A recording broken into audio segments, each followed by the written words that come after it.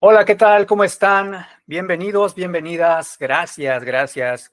Muchísimas gracias por acompañarnos en esta clase, la clase número 11 de nuestro curso de Teología Bíblica que hemos venido desarrollando. Ya son 11 clases con esta y ha sido un gran viaje, una grande travesía en maravillosa, porque hemos aprendido mucho, hemos aprendido bastante, me incluyo, yo también he aprendido dando estas clases, sin lugar a dudas, nos hemos enriquecido con la palabra de Dios, hemos comprendido muchas cosas y sobre todo hemos desarrollado el tema central de la Biblia, que es el reino de Dios. Hemos visto cómo el reino de Dios se inicia en un jardín, en el huerto del Edén, pero se ve afectado a causa del pecado del ser humano, y a lo largo de toda la narrativa bíblica, de toda la historia de la Biblia, Dios ha manifestado la intención de restaurar su reino nuevamente y tendrá un cumplimiento, su restauración, como lo hemos visto ya en las clases pasadas. De hecho, la clase pasada abordamos el tema sobre la restauración final, la promesa de restauración final del reino de Dios. Dios promete que restaurará su reino nuevamente, en donde ya no habrá pecado, ya no habrá maldad. Dios reinará, Cristo será el Rey absoluto, de manera que todo en la Biblia, en el Antiguo Testamento, está apuntando hacia el reino, hacia la restauración futura que se cumple en nuestro Señor Jesucristo, en donde Él será y sigue siendo, desde luego, el Rey de Reyes y el Señor de Señores. Entonces, como les menciono, pues hemos estado hablando sobre el reino de Dios y les he estado yo también recalcando, he estado reiterando el hecho de que en cada parte de la Biblia, en cada texto bíblico, se manifiesta de cierta forma la gloria y el poder del reino de Dios. Dios, desde luego, es el protagonista principal, es el protagonista absoluto de la Biblia, de la historia bíblica, y los patriarcas, los profetas, los apóstoles y todos los personajes que allí podemos ver, que se hacen notar, pues son personajes secundarios. Dios es el rey, el protagonista absoluto de la escritura bíblica. Y qué bueno que hayamos llegado ya hasta esta clase, entendiendo, comprendiendo todos estos aspectos que hemos venido estudiando a lo largo ya de 10 clases, que pues han sido de grande bendición para todos, y como vuelvo a insistir, me incluyo a mí mismo. Entonces, la clase pasada, como hemos venido haciéndolo, conectando las clases para no perder el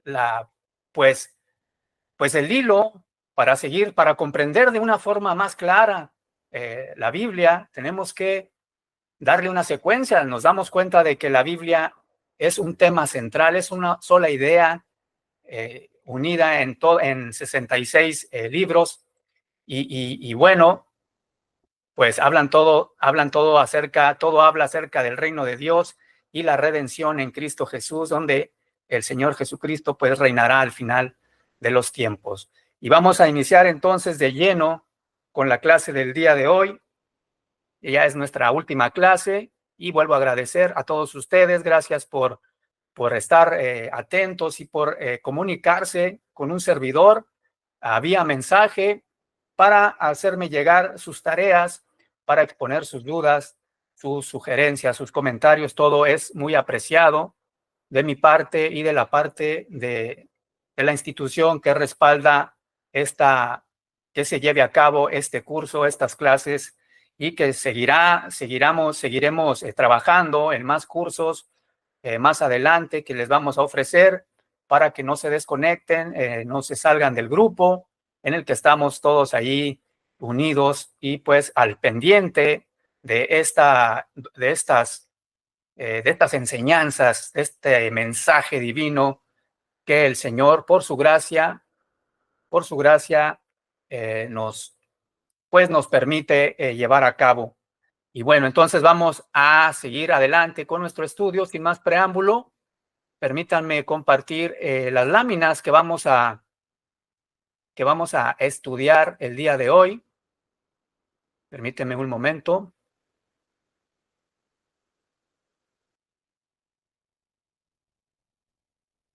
Y les recuerdo que si tienes alguna duda, alguna pregunta, algo, pues una duda que haya surgido de alguna de las clases que ya vimos, que sea todo referente al tema que hemos desarrollado, que estamos desarrollando, con todo gusto, pues podemos en este momento, pues darle una respuesta.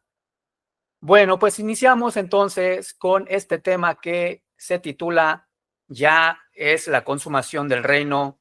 Hablaremos de algunos aspectos que caracterizan esta consumación del reino de Dios. Iniciamos con esta breve introducción que nos habla acerca de la fe cristiana. Dice, la fe cristiana se edifica no solo sobre los acontecimientos pasados de la redención, es decir, la encarnación, la muerte, la resurrección de Cristo, sino también sobre la promesa futura de su regreso glorioso y la consumación del reino de Dios. Esta esperanza escatológica, es decir, escatológica, nos estamos refiriendo al final de los tiempos, es una esperanza que nos lleva, que permanece hasta el tiempo futuro en la última aparición, en la segunda venida de Cristo. No es un añadido secundario, esta esperanza no es un añadido secundario, sino es un componente esencial de la confesión cristiana primitiva, es decir, desde un inicio del cristianismo, los primeros apóstoles, los primeros discípulos siempre hablaron, siempre mantenían esta esperanza, mantuvieron esta esperanza acerca de la segunda venida de Jesucristo, como el mismo Señor Jesucristo les señaló en algún momento mientras estuvo conviviendo entre ellos, entre sus discípulos. El Señor Jesucristo les señaló sobre que Él vendría, Él aparecería por segunda vez y entre ellos con gran poder y gloria entre las nubes, dice Mateo 24. Vamos a profundizar un poco más adelante acerca del tema. Y bueno, vamos a leer un texto de hecho para ir confirmando toda esta información de la lámina. Mira, por ejemplo, vámonos al libro de los Hechos primero, libro de los Hechos, capítulo 1, verso 11. Para ver cómo el Señor Jesucristo dejó muy en claro acerca de su segunda venida. Vamos por ahí, si tienes tu Biblia a la mano, pues, y quieres acompañarme en esta lectura, con todo gusto. Mientras tanto, yo la busco. Hechos 1, capítulo 1, verso 11, dice la palabra del Señor. Dice, hombres de Galilea, estoy leyendo la versión, nueva traducción viviente, que vuelvo a reiterar, para mí es una de las versiones que más me gustan porque el texto bíblico está basado en los manuscritos, en los manuscritos más antiguos que se han encontrado hasta hoy. Entonces dice el texto, hombres de Galilea les dijeron, el contexto es unos ángeles, dos hombres que venían vestidos con túnicas blancas, que se aparecieron después de la ascensión del Señor Jesucristo, se aparecieron a sus discípulos y les dijeron, ¿por qué están aquí parados mirando al cielo? Jesús fue tomado de entre ustedes y llevado al cielo, pero un día Él volverá del cielo de la misma manera en que lo vieron irse. Y bueno, pues se puede ver claramente la promesa que se les está haciendo a sus discípulos sobre la segunda aparición, la segunda venida de Jesucristo, en la cual ya no vendrá como un siervo humilde, ya vendrá con gran poder, con gran gloria, con autoridad. Él llegará en su segunda venida a realizar un juicio, como ya hemos venido estudiando. De hecho, la clase pasada estudiamos acerca del juicio que nuestro Señor Jesucristo llevará a cabo en los últimos días, en donde la creación también sufrirá, o más bien será transformada para bien, en donde los cielos, habrá cielos nuevos, tierra nueva, como lo explica, como lo argumenta el apóstol Pedro en la primera carta, en su primera carta, capítulo 3. Y bueno, pues, y no solo el apóstol Pedro, el mismo Señor Jesucristo habla sobre toda esta manifestación. Sin embargo, también pudimos ver que no se trata de algo literal. No habrá el cielo, no el sol. O sea, estos eventos cósmicos son, más bien hacen una referencia a la transformación que se llevará a cabo en la creación de Dios, de nuestro Señor Jesucristo. Y bueno, entonces aquí en este texto se está haciendo muy clara la idea de que Jesucristo va a regresar por segunda ocasión. Igualmente en Tito, en la epístola a Tito, capítulo 2, versículo 13, vamos a leerla también. Es importante dejar muy en claro que la palabra de Dios habla sobre la segunda venida de Jesucristo, sobre una segunda venida en que el Señor Jesucristo aparecerá con poder y gran gloria.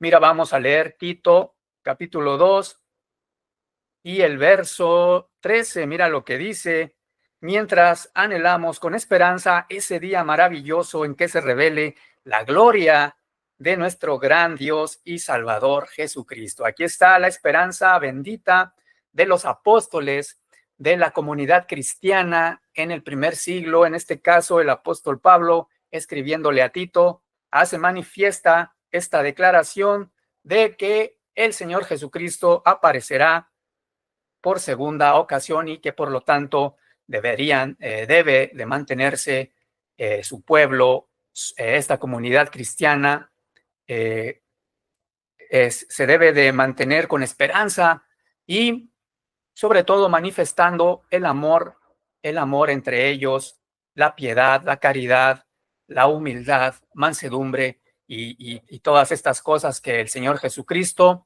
también, cuando estuvo entre ellos, les enseñó, y no solamente de palabra, porque el Señor Jesucristo con sus mismas acciones enseñó todas estas realidades, estas verdades espirituales, para que su pueblo en ese entonces y al pasar el tiempo también podamos tener entre nosotros, podamos desarrollar y manifestar hacia los demás. Entonces, está claro que es una esperanza que los apóstoles, que la comunidad cristiana del primer siglo, quiero enfatizar esto porque vamos a estudiar cómo la comunidad cristiana entendió la segunda venida también de nuestro Señor Jesucristo. Por eso estoy enfatizando en la comunidad primitiva del primer siglo, la comunidad cristiana primitiva del primer siglo, obviamente, aunque pues obviamente también pues es para nosotros, es para el tiempo actual. Sin embargo, voy a enfatizar más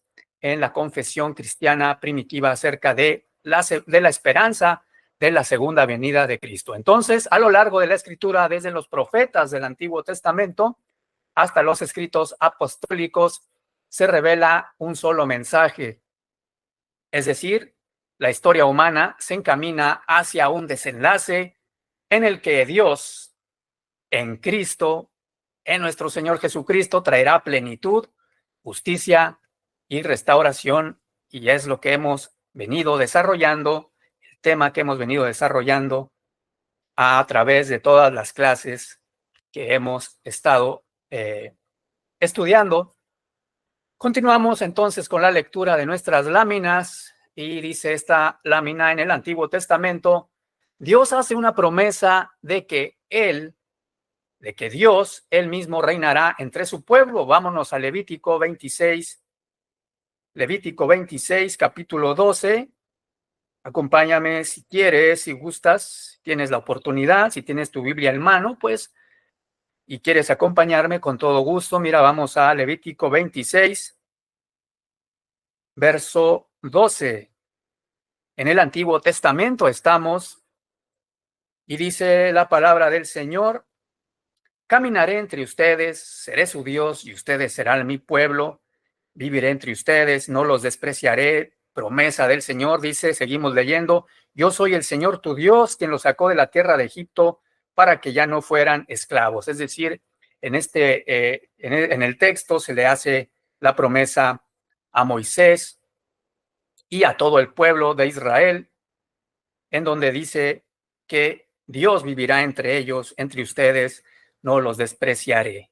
Mira, es una clara referencia a cómo Dios está prometiendo que Él vivirá entre su pueblo. En ese momento era el pueblo de Israel. Sin embargo, esta promesa tiene un cumplimiento a futuro, en donde el Señor Jesucristo será el rey y reinará entre su pueblo, entre toda su iglesia. Podemos entender, como ya lo hemos visto, cómo el Antiguo Testamento prefigura a la venida, la segunda venida, la restauración del reino en Cristo Jesús, la restauración total en Cristo Jesús. Todo el Antiguo Testamento, los textos que podemos ver, prefiguran el reino absoluto de nuestro Señor Jesucristo. Entonces aquí ya se hace la promesa y vamos a seguir leyendo, porque vamos a constatar esta afirmación, este mensaje, esta lectura que estamos desarrollando. Mira lo que dice: esta promesa se cumple de manera perfecta cuando Cristo en su segunda venida establezca su reino perfecto entre su iglesia.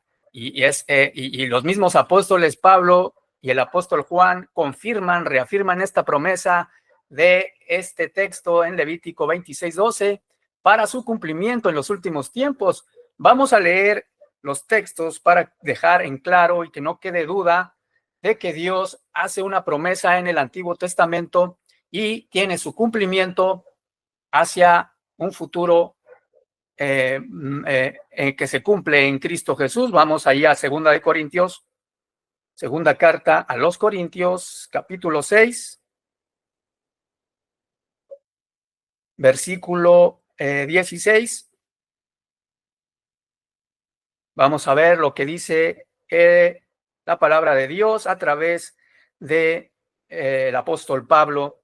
Dice segunda carta a los Corintios 6:16. ¿Y qué clase de unión puede haber entre el templo de Dios y los ídolos? Pues nosotros somos el templo del Dios viviente, como dijo Dios. Mira, aquí ya está reafirmando lo que dijo Dios en Levítico 26:12. Viviré en ellos y caminaré entre ellos. Yo seré su Dios y ellos serán mi pueblo. De tal forma que lo que Dios habló en el Éxodo a Moisés, al pueblo de Israel, tendrá un cumplimiento también para la iglesia en tiempo postrero, ya en el tiempo del apóstol Pablo. Y mira lo que dice también en el Apocalipsis. Vamos para allá. Es importante leer todo esto porque tenemos que dejar en claro que como lo expliqué, como lo hablamos en la introducción, hay que dejar en claro cómo entendía la comunidad primitiva, la comunidad cristiana del primer siglo, la segunda venida de nuestro Señor Jesucristo. Vamos a el Apocalipsis, capítulo 21, versículo 3. Dice la palabra de Dios: oí una fuerte voz que salía del trono y decía: miren, el hogar de Dios ahora está entre su pueblo. Él vivirá con ellos, ellos serán su pueblo, Dios mismo estará con ellos. Mira, Dios mismo estará con ellos. ¿A qué se refiere tomando en cuenta que se está hablando aquí en un contexto a la Nueva Jerusalén.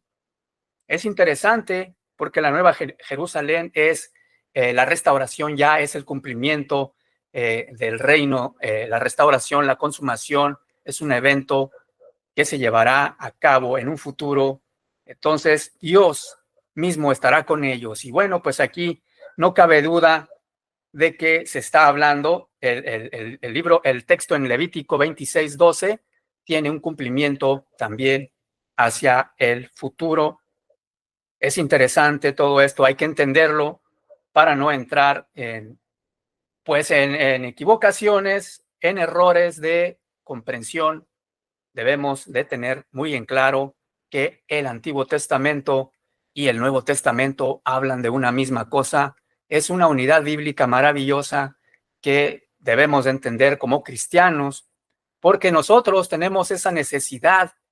El Espíritu Santo, al morar en tu vida, al morar dentro de ti, te, te anima, te hace ver esa necesidad de poder manifestar su palabra, la palabra de Dios hacia los demás. Y por tanto, tú necesitas estar preparado, necesitas conocer la escritura, comparar textos bíblicos y no caer en el error de leer textos aislados, textos que no se conectan con otro texto. La Biblia es una unidad en la que todos los textos se conectan. La Biblia, y yo insisto mucho en esto porque he escuchado que dicen que mira, aquí este texto se contradice con este otro. Sin embargo, si tenemos una lectura adecuada, un estudio profundo, si entendemos el contexto cultural, social, político de la época en la que se escribe el texto bíblico, podemos entender que hay distintos lenguajes, hay distintos estilos literarios en la Biblia. No se conforma con la Biblia, no es leerla literalmente, hay que entender el estilo literario de cada libro. Hay libros poéticos, hay libros proféticos, y todo esto se escribió dentro de un contexto cultural, social, que tenemos que entender y estudiar también para poder llegar a una comprensión de la Biblia, una comprensión correcta. Bueno, entonces continuamos. Hazme saber si hay alguna duda, algún comentario, algo que quieras expresar con respecto al tema. ¿Ha sido de bendición? ¿Qué tal? ¿Cómo estamos entendiendo la palabra de Dios? Espero que estemos siendo bendecidos grandemente y comprendiendo todo lo que el Señor tiene reservado para los que le obedecen, los que quieren conocerle, y es una gran, enorme bendición. Seguimos entonces. En este estudio, estamos aún con la introducción, pero en este estudio se abordarán 3 ejes fundamentales que articulan la esperanza bendita de la segunda, de la consumación del reino. Vamos a articular esta esperanza en 3 temas: el regreso de Cristo y el cumplimiento del reino. También hablaremos sobre la resurrección y la vida eterna, y también sobre la Nueva Jerusalén y la restauración de todas las cosas. Nuestro objetivo es demostrar que estos temas no son fragmentados, no son aislados ni contradictorios, sino piezas complementarias de un mismo plan divino. Como yo les he venido reiterando, la Biblia no se contradice. Todos los temas de la Biblia, todos los temas que podamos encontrar, están unidos, son piezas complementarias de un mismo plan divino. Y bueno, continuamos entonces. Vamos a abordar el tema sobre el regreso de Cristo y el cumplimiento de su reino. El regreso de Cristo, es decir, la parusía, la segunda venida de Cristo, constituye la piedra angular de la escatología cristiana. Jesús mismo anunció su retorno en Mateo 24 y el Mateo 25, donde además también, vinculó la destrucción de Jerusalén con un anticipo del juicio final. Aquí en Mateo se hace referencia a la destrucción de Jerusalén. Sin embargo, también vinculó esta destrucción con un anticipo, como un anticipo del juicio final. El apóstol Pablo confirma esta esperanza en su primera epístola a los tesalonicenses 4:13 al 18, donde describe el descenso del Señor con voz de mando, es decir, la venida del Señor con voz de mando, acompañado de la resurrección de los muertos en Cristo, el arrebatamiento de los creyentes vivos, y finalmente también en Apocalipsis 19 se presenta a Cristo como el jinete fiel y verdadero que juzga con justicia y vence a las fuerzas del mal. Estos eventos, este evento del Apocalipsis es al final de los tiempos, cuando el Señor Jesucristo regrese con poder, con gloria, como se manifiesta en el texto bíblico en Mateo 24. Dios mismo, Él está hablando sobre también su segunda venida, que vendrá entre las nubes con poder y gloria. Vamos a profundizar un poco en estos textos bíblicos para que entenderlos, para que nos quede, y cómo, sobre todo, entender cómo lo entendían los discípulos del primer siglo, los apóstoles, la comunidad cristiana en el primer siglo. Vamos a seguir entonces desarrollando el tema. Por tanto, el tema central de estos pasajes es que el reino de Dios, inaugurado en la primera venida de Cristo, alcanzará su plenitud en su retorno, tal como lo afirma este teólogo, George Eldon Ladd. Él habla sobre la tensión del ya y del todavía no, es decir, existe una tensión teológica que se hace, que se le llama el ya y el todavía no, refiriéndose a que Cristo en su primera venida vino a establecer su reino. Él mismo lo manifestó en varios pasajes, que el reino ha llegado. Entonces, de esta forma se cumple el ya, pero el todavía no está aún por cumplirse, y será en el tiempo en el que, como lo hemos venido desarrollando, como lo hemos venido estudiando, la creación también sufrirá, o mejor dicho, gozará de una transformación, y todo será cielos nuevos y tierra nueva. Esto es el todavía no. Entonces hay esta tensión, hay esta forma de expresar esta situación del ya y el todavía no. Esta tensión caracteriza la visión bíblica. El reino ya ha irrumpido en la historia, pero su consumación plena aguarda el regreso de Cristo. Así, la parusía, o sea, la segunda venida, no representa un evento aislado, sino que es el clímax, todo lo absoluto de la historia redentora.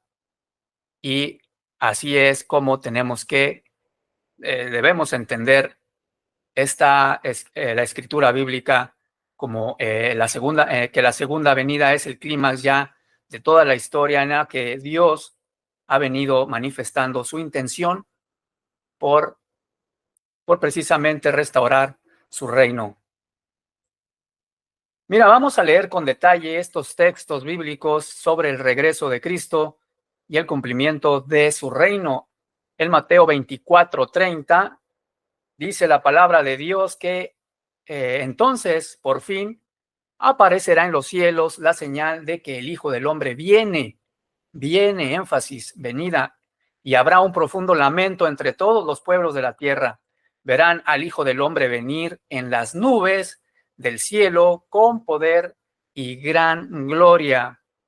Y de la misma forma, también el apóstol Pablo vuelve a recalcar, a reafirmar estas palabras del Señor Jesucristo en la primera carta a los tesalonicenses, capítulo 4, 16 y 17. Dice: pues el Señor mismo descenderá del cielo con un grito de mando. Vamos a comparar, mira lo que dice Mateo 24.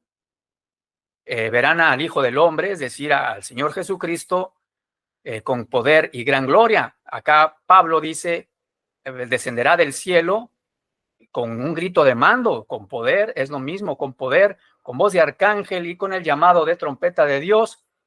Primero los creyentes que hayan muerto se levantarán de sus tumbas, y luego, junto con ellos, dice el apóstol Pablo, nosotros, los que aún sigamos vivos sobre la tierra, seremos arrebatados en las nubes para encontrarnos con el Señor en el aire, y entonces estaremos con el Señor para siempre.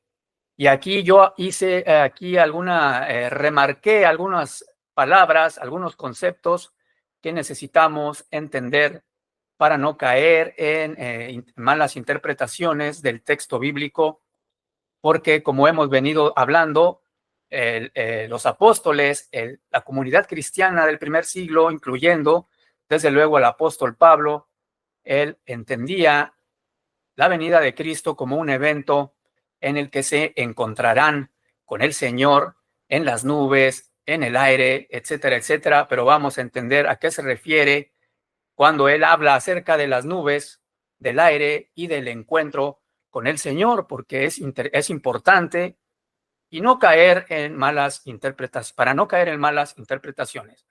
Mira, aquí hay unas palabras clave acerca del texto de primera a los Tesalonicenses, capítulo 4, 17.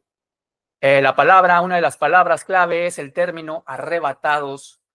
En el original griego, arpazo significa ser tomados con fuerza, ser arrancados, arrebatados, precisamente. Pero esto implica una acción súbita y poderosa de parte de Dios. Eso es la etimología del texto griego de esta palabra, de este concepto, harpazo.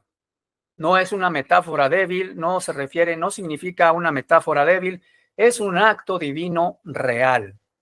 Eso es lo que significa el término harpazo. En las nubes, otro término que escribe el apóstol Pablo en este texto, en la Biblia se refiere a, es un símbolo, las nubes son un símbolo de la presencia divina, y tenemos referencias bíblicas para confirmar este texto que dice acerca de las nubes en Éxodo 13:21, en Daniel 7:13, Mateo 24:30. La palabra las nubes apuntan a la majestad de Cristo en su venida.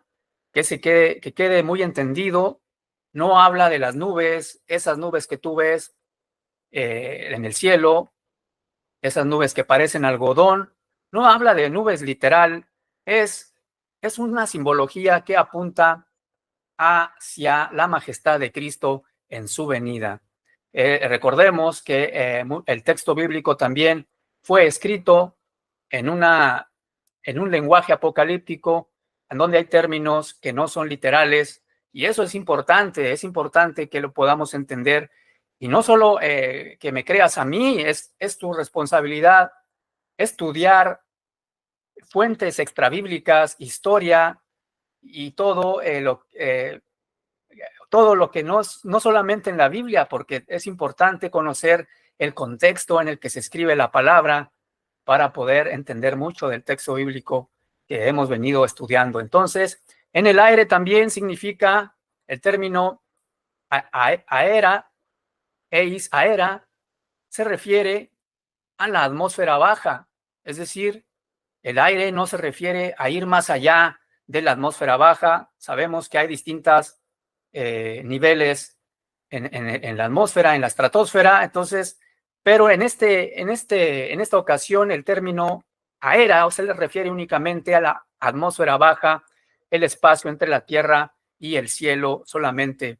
De tal forma que algunos intérpretes ven aquí un lenguaje figurativo de encuentro público y universal. No necesariamente es un lugar geográfico específico, no necesariamente tiene que ser el aire que respiramos, no es así. Es una simbología, es figurativo de un encuentro público y universal. Todo esto tenemos que tenerlo muy presente, muy en claro para poder entender el texto bíblico y específicamente el que estamos estudiando, primero los Tesalonicenses 4, 16 y 17. Una vez ya dicho esto, bueno, pues vamos a seguir. El término en el aire, aera, referente a este término, Pablo usa este término que en griego clásico y en el Nuevo Testamento designa la atmósfera, como ya lo explicamos, es el espacio bajo de los cielos. Mira, una información interesante: en el mundo grecorromano se asociaba el aire con la esfera donde operaban poderes espirituales, y el mismo apóstol Pablo escribe sobre el aire en Efesios 2:2, teniendo en cuenta el contexto en el que él se encontraba en el mundo greco-romano, en ese contexto cultural, político. El término aire se asociaba precisamente a este lugar, a esta esfera, no necesariamente un lugar específico, no es una esfera donde operaban los poderes espirituales. Efesios 2:2 hace una referencia a esta afirmación. Mira, vamos ahí a Efesios 2:2. Dice: vivían en pecado, hablándole pues a la iglesia. Ustedes antes vivían en pecado, igual que el resto de la gente, obedeciendo al diablo, el líder de los poderes del mundo invisible, quien es el espíritu que actúa en el corazón de los que se niegan a obedecer a Dios. Aquí está haciendo referencia a los poderes malignos que se encuentran en el aire, y pues referencia específicamente al dominio de Satanás. Esta carga simbólica puede implicar que el reencuentro ocurre en el territorio donde reinaban poderes hostiles, y Cristo lo convierte en el lugar de su victoria pública. Es decir, una vez Cristo reinando, Cristo transformando a toda su creación en la consumación del reino, pues ya no habrá dominio del mal. Ahora el dominio será en el aire del Señor Jesucristo, de su poder, de su gloria. Entonces, así este texto no solo describe la geografía, sino que también está cargado de teología apocalíptica. Lo que te he venido explicando: Cristo aparece como Señor de todo ámbito, no solo en un solo lugar. Él será el Señor absoluto de toda la creación, de los cielos, de la tierra, de lo que hay entre el cielo y la tierra, y de todo lugar, de todo ámbito, y de un rey absoluto, como lo estamos estudiando y desarrollando en la clase. Y a lo largo de todo el curso, mira, vamos a ver algunos aspectos importantes sobre el simbolismo y el trasfondo cultural en el que los apóstoles escribieron pues sus cartas. Mira, la expresión salir al encuentro es una expresión que el apóstol Pablo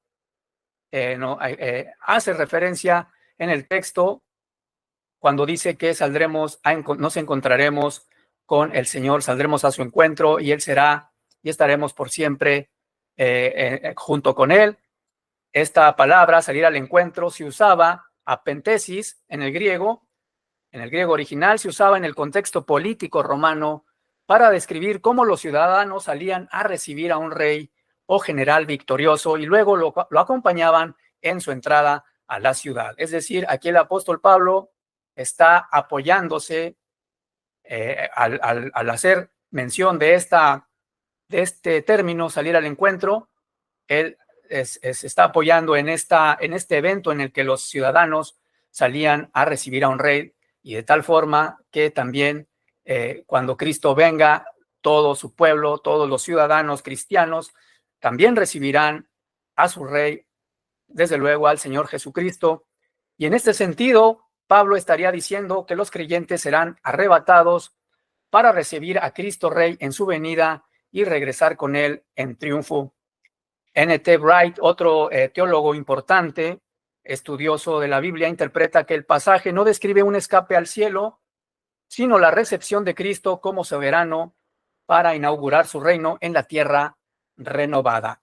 Como vimos en la introducción, Dios morará entre su pueblo, Él será su Dios, y el pueblo, pues, y todos las gentes, los cristianos serán su pueblo, su iglesia será su pueblo en la tierra renovada, como lo hemos venido también hablando. La tierra sufrirá perdón, ¿cómo digo yo esta palabra sufrirá? Sin embargo, es más bien, será transformada y será renovada, cielos nuevos, tierra nueva, en donde ya no habrá maldad ni pecado. Entonces es importante conocer los comentarios de otros teólogos que se han dedicado con gran pasión al estudio bíblico y no se han únicamente conformado con leer literalmente el texto bíblico, sino que han profundizado en la historia, en la cultura, en la política de la región, en el contexto cultural en el que vivían los escritores de la Biblia. Y eso es importante para tener una buena comprensión del texto bíblico. Bueno, muy bien. Y todo esto lo hemos estado explicando debido a la doctrina del arrebatamiento, del rapto, que nos está hablando, que está interpretando el texto de una forma literal. El aire lo está tomando en cuenta como el aire visible, el aire que respiramos, y las nubes como algo que, pues las nubes literales. Sin embargo, es importante conocer el trasfondo de los textos bíblicos, el trasfondo de los escritores, en este caso el apóstol Pablo, todo lo que rodeaba el contexto cultural por el cual él hace este escrito, él escribe la carta. Y bueno, y hay que también dejar en claro y darle importancia al hecho de que la doctrina que habla sobre el arrebatamiento al aire tiene su fundamento, es muy nuevo. Este origen de esta doctrina es muy nueva, que tiene su origen en el siglo XVIII, XIX, me parece, con John Nelson Darby. Y bueno, es una doctrina que no venían los discípulos, los discípulos no la llevaron a cabo, como lo hablamos en la introducción. Los apóstoles entendían la segunda venida de Cristo como un evento único en donde Dios estará con su pueblo, Él morará entre su pueblo, como lo dice el texto de Levítico, y que tiene su cumplimiento en el texto del Apocalipsis y en el texto de Primera a los Corintios, que ya explicamos al inicio de la clase. Entonces era la forma en la que los apóstoles, la comunidad cristiana del primer siglo, entendía la segunda venida de Cristo, y no como un evento en el que sería el pueblo arrebatado al aire. Además, el término arrebatado sí significa arrebatamiento, pero no indica, no quiere decir que sea al aire o más allá del aire del primer nivel atmosférico, ¿no? Sino no se refiere a eso. Puede ser arrebatamiento hacia un lado. Jesucristo puede arrebatar hacia él, ¿no? A su pueblo, y eso es también arrebatamiento. Entonces, hay que tener muy claro estos conceptos para no entrar en errores de comprensión. Mira, aquí tenemos una tabla en donde vemos algunos aspectos sobre el texto de Primera a los Tesalonicenses y cómo es su interpretación simbólica cultural en el encuentro con el Señor Jesucristo. Mira, por ejemplo, arrebatados, el término original griego harpazo, es una acción poderosa de Dios para reunir a su pueblo con sentido escatológico de victoria. Es decir, no es arrebatados al cielo, al aire, puede ser simple y sencillamente, es una acción poderosa para reunir a su pueblo, es todo. Es arrebatado, sí, pero como te lo expliqué hace un momento, puede ser hacia él mismo, un arrebatamiento hacia él, ¿no? Hacia sus brazos, no lo sé, pero no necesariamente implica al cielo, a las nubes, a trascender más allá del primer nivel atmosférico, porque además en el aire, como vimos anteriormente, también indica en el primer nivel entre el cielo y la tierra. En la etimología griega, eso es lo que significa el texto en el aire. Entonces hay que tener cuidado y hay que estudiarlo. No me creas a mí, hay que estudiarlo por tu parte, por tu cuenta, y si logras y si te das cuenta de que es todo lo contrario, pues tienes todo el derecho pues de creer lo que tú te parezca referente a la Biblia, y es válido, ¿no? Sin embargo, pues esto no implica en el que seamos enemigos de la fe, somos hermanos, aún teniendo distintas interpretaciones, creemos en Jesucristo, en su segunda venida, como sea que la creamos. Esto nos hace ser hermanos en la fe, creemos en la resurrección, y estos son solamente doctrinas que se han venido, pues, desarrollando en el tiempo, pero no es doctrina apostólica, no es una doctrina que verdaderamente se haya difundido en el primer siglo, y aparte es muy nueva, es reciente, es apenas hace 2 siglos, cuando la historia cristiana tiene muchísimos siglos de antigüedad. Y entonces, pues hay que comprender esta situación, estas características en el texto bíblico. En las nubes, ¿qué significa el término en las nubes? Pues es un símbolo bíblico de la presencia divina y la majestad de Cristo. Hay referencias, Daniel 7, hay una clara referencia, 7:13, Mateo 24:30, como las nubes es un término simbólico de la presencia divina y la majestad de Cristo, no es nubes literales, hay que entenderlo. En el aire igualmente es lenguaje apocalíptico que indica el encuentro público y glorioso, no un destino geográfico.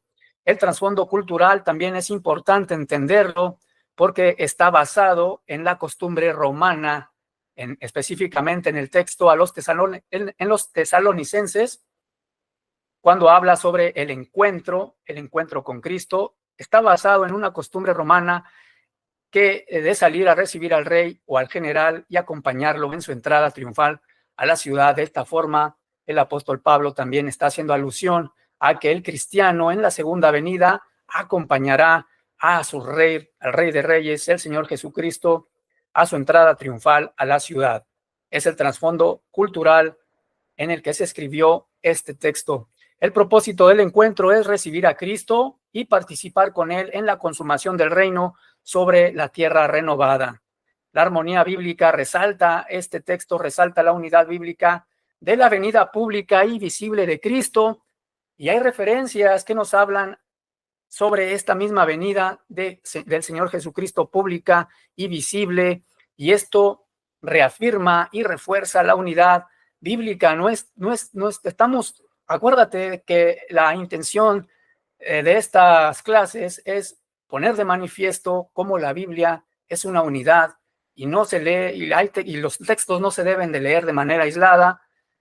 Por ejemplo, si tú lees el texto de forma literal, estarías aislando el texto de toda la unidad bíblica que nos está hablando de la venida pública y visible de nuestro Señor Jesucristo, y además de una venida de la cual hablaron los apóstoles del primer siglo, todos los creyentes del primer siglo.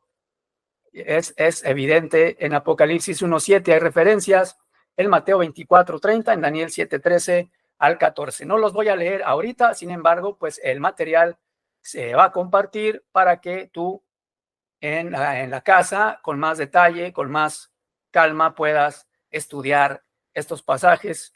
¿Cuáles son las fortalezas de comprender el texto bíblico? Pues que vas a mantener la unidad temática de la Biblia, vas a considerar el trasfondo histórico-cultural muy importante, y vas a evitar un dualismo de cielo y tierra.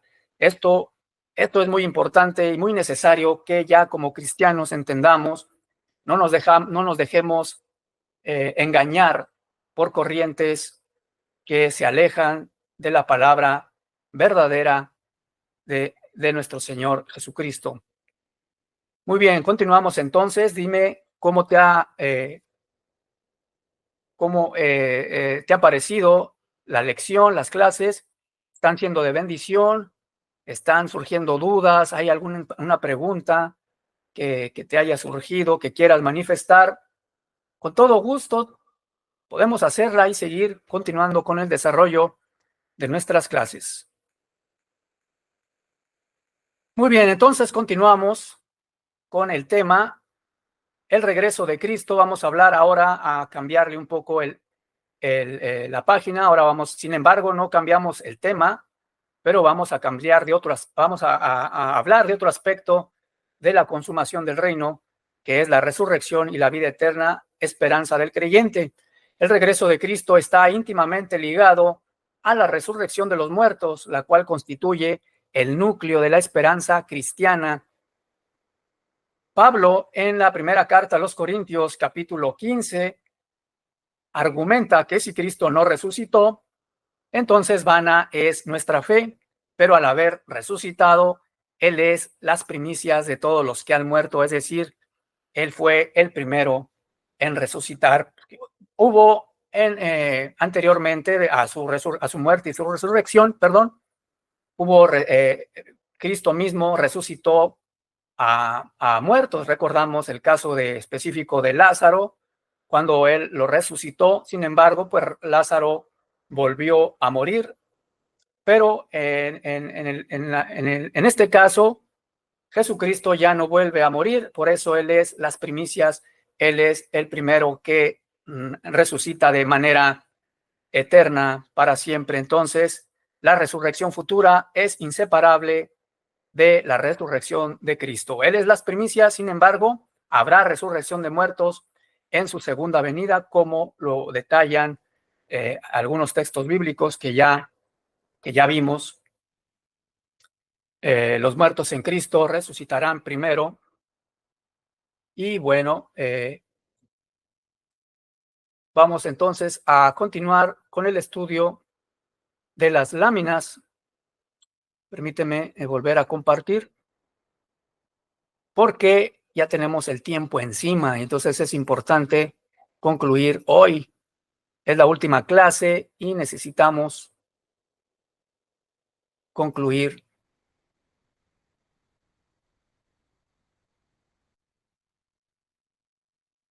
Vamos pues a continuar. Jesús mismo reafirma esta promesa en Juan 11, 25 al 26. Yo soy la resurrección y la vida. El que cree en mí, aunque muera, vivirá. En Filipenses 3, 20 al 21, también Pablo enseña que nuestro cuerpo humillado será transformado en un cuerpo glorioso, semejante al de Cristo resucitado. La esperanza cristiana, por tanto, no se limita a la inmortalidad del alma, como en ciertas corrientes filosóficas griegas, sino que proclama la resurrección corporal y glorificada del creyente. Hay muchos textos bíblicos que se compartirán también. Jesús enseña que habrá una separación definitiva entre los justos y los injustos. Estamos hablando aquí en el ámbito del juicio de las naciones. El Mateo 25, 35 al 40, el criterio sobre el juicio a las naciones no es étnico, no es social, no es cultural, no distingue razas. El juicio es para todo el mundo, para toda persona, basados en la fe manifestada en amor y en obras de misericordia. Es decir, se hará un juicio basado en qué tanto tuvo fe la persona, si hizo obras de misericordia en base a su fe. Y vemos textos aquí, Mateo 25, 35, y se compara también con Santiago 2, 14. El destino final es doble, vida eterna para las ovejas, que se puede leer en Mateo 25, 34, y el castigo eterno para los cabritos, es decir, para todo el pueblo, toda la gente desobediente, que se puede leer en Mateo 25, 41. De forma que esto marca el cumplimiento del reino, donde la justicia de Dios establece el orden definitivo. Es decir, el juicio de las naciones no es un concepto aislado de la transformación de la creación y de la transformación de los creyentes a un cuerpo glorificado. No es un concepto aislado, todo sucede en el mismo evento cuando el Señor Jesucristo aparezca por segunda vez. ¿Cuál es la relación? De tal forma que la relación con la transformación corporal del creyente de este juicio es que el juicio no ocurre en un vacío espiritual, se inserta en el contexto también de la resurrección y glorificación corporal. Todos seremos transformados, dice 1 Corintios 15, 51 al 53. Lo corruptible se vestirá de incorrupción y lo mortal de inmortalidad, como también lo dice Filipenses 3:20 al 21. Cristo transformará nuestro cuerpo de humillación, el cuerpo que poseemos ahora, para ser semejante a su cuerpo glorioso en aquel día de su segunda venida. Esta relación, continuamos con esta relación, de tal forma que los justos en Mateo 25 no solo heredan un reino, sino que participan de una existencia corporal glorificada también, apta para la nueva creación. Cielos nuevos, tierra nueva, implica también un cuerpo glorificado, un cuerpo renovado para poder vivir, también ser aptos para habitar la nueva creación. La resurrección garantiza que el juicio tenga efectos eternos y concretos y no solo espirituales. De esto nos habla Mateo 25. El juicio de las naciones, el Mateo 25, no es únicamente personal, tiene una dimensión cósmica y podemos leerlo en Romanos 8, 19 al 23. Es la transformación también de la creación, a eso se refiere la dimensión cósmica, enseña que la creación entera gime, pero espera también la manifestación de los hijos de Dios, Romanos 8, 19 al 23. El día del juicio, por lo tanto, es también el día en que los creyentes reciben la redención de un cuerpo nuevo y la creación misma será liberada de la corrupción, y entonces también el juicio de la separación de ovejas y cabritos refleja esta misma realidad cósmica. No solo se restaura al creyente en este evento, sino que también se restaura el orden de toda la creación bajo el gobierno de Cristo, y entonces el juicio también es un aspecto que se llevará a cabo en la segunda venida del Señor Jesucristo. Los creyentes reciben la redención del cuerpo y bueno, pues esta información ya la vimos. De tal forma que estos tres aspectos, los que acabamos de leer, no son eventos separados en su esencia, sino son diferentes dimensiones del mismo acto redentor final. El juicio de las naciones pone de manifiesto quienes participan de la vida eterna, y la transformación corporal habilita a los justos para disfrutar plenamente de esa vida en la presencia de Dios. Y por otro lado, la redención de la creación asegura que el escenario cósmico sea coherente con la nueva humanidad redimida. Y la nueva Jerusalén es el evento final, la consumación del reino es la nueva Jerusalén, en donde todas las cosas habrán sido restauradas y todo lo viejo es completamente hecho nuevo, y este es el clímax de la consumación del reino, y se encuentra en la visión de Apocalipsis 21 y 22, en donde se describe la nueva Jerusalén descendiendo del cielo como morada de Dios con los hombres. Aquí confluyen todas las promesas proféticas, aquí se resume todo lo que se habla en el Antiguo Testamento por parte de los profetas, quienes eran voceros de Dios. Y, por ejemplo, Isaías había anunciado cielos nuevos y tierra nueva. Aquí en Apocalipsis 21-22 se lleva a cabo este evento. Ezequiel también había profetizado un templo perfecto. En Ezequiel 40-48, recordemos que Jesucristo mismo es el templo, como lo podemos ver cuando él mismo dice que cuando se destruir este templo, el templo físico en ese entonces, y yo mismo, dice, lo levantaré en 3 días, aludiendo a su propio cuerpo, a su propia resurrección después de 3 días. Y entonces Jesucristo es el nuevo templo perfecto, el que hace alusión a Ezequiel, y Zacarías también habla. Él había anticipado la presencia de Dios como luz eterna en Zacarías 14, 6 y 9. De tal forma que estamos una vez más afirmando la palabra, la unidad de la Escritura en el Antiguo Testamento y en el Nuevo Testamento, como la Nueva Jerusalén había sido también profetizada por Isaías, Ezequiel, Zacarías y demás profetas. Por lo tanto, en Apocalipsis estos elementos se reinterpretan cristológicamente, es decir, enfocados en Cristo. El Cordero es el templo, Apocalipsis 21, 22. Dios mismo es la luz, Apocalipsis 22, 5, y ya no habrá mal, ni dolor. La imagen de la restauración de todas las cosas conecta con Hechos 3:21, donde Pedro proclama que Cristo permanece en el cielo hasta el tiempo de la restauración plena. Este cuadro no es meramente simbólico o alegórico, sino que es una expresión teológica de la presencia eterna de Dios con su pueblo, de la eliminación definitiva del pecado y del establecimiento de la justicia perfecta. Y pues hay autores que también hacen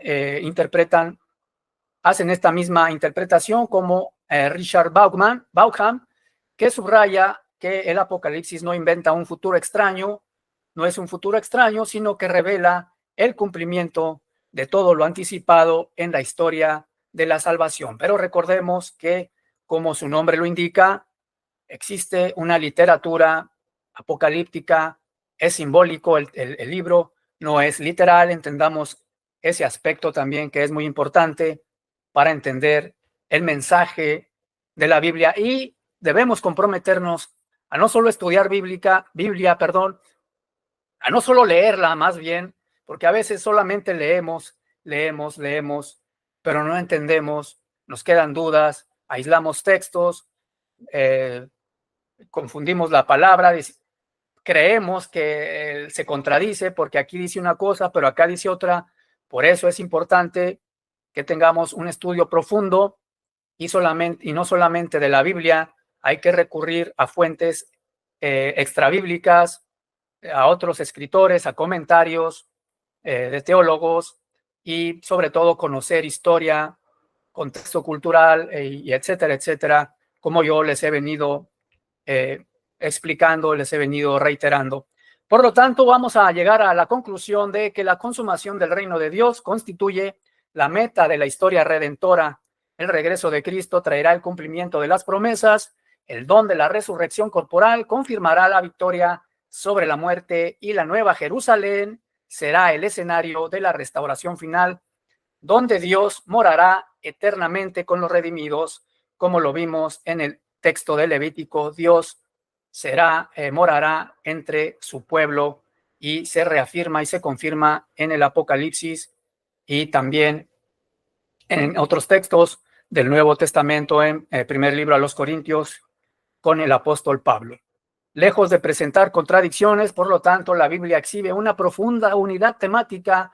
Lo que comenzó en el Edén con la pérdida de la comunión con Dios culminará en la Nueva Jerusalén con la restauración eterna. Esta esperanza escatológica no es evasión de la realidad presente, sino es un fundamento para vivir con fidelidad, santidad, misión, en espera, con esta esperanza bendita que tenemos los cristianos, los que amamos la palabra del Señor, esta esperanza de cielos nuevos y tierra nueva, en las cuales mora la justicia por los siglos de los siglos. Amén. En 2 de Pedro 3:13 se nos dice al respecto. Bueno, pues fue un gusto, un placer haber compartido con ustedes esta clase, este curso, que fue de grande, enorme bendición. Espero lo haya sido para ustedes. Para mí fue una maravillosa experiencia, fue de mucha bendición. Aprendí también junto con ustedes, fuimos de la mano aprendiendo nuevas cosas sobre la palabra de Dios, y seguiremos aprendiendo cada vez más, porque Dios nos invita a no dejar de aprender de su palabra, y también nos invita, como en la comisión que se les asignó a sus discípulos, a sus primeros discípulos, de ir a predicar el evangelio a toda criatura. Es la misma comisión que sigue vigente hasta el día de hoy. Bueno, pues un placer, seguimos en contacto. Muchas gracias. Gracias por haber atendido esta clase. Gracias, Ángel. Fue de bendición haber compartido contigo y con todos quienes están siguiendo este curso de teología bíblica en el grupo. Bendiciones, que la pasen muy bien. Profe. Hasta luego, Ángel. Gracias, Ángel. Nos vemos más adelante.